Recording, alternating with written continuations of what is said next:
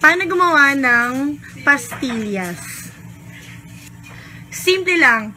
Gumawa ka ng condensed milk, powdered milk, at asukal. 3 lang. Oo, 3 lang. Hindi 5, hindi 6, hindi 7. 3 lang. Hindi kasing dami ng babae mo. Tapos, paghaluin mo yung powdered at saka condensed milk. Total, sanay ka namang pagsabay-sabayin lahat, 'di ba? Tapos, pag sa tingin mong okay na, kumuha ka ng kutsara dun sa hinalo mo. Tapos, bilug-bilugin mo. Bola-bolahin mo. Total, doon ka naman magaling, 'di ba? Paikutin mo sa mga palad mo. Paglaruan mo hanggang gusto mo. Kagaya ng ginawa mo sa akin, tangina mo.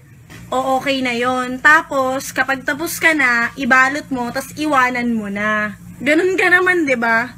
Tangina ka, magka-diabetes ka sana.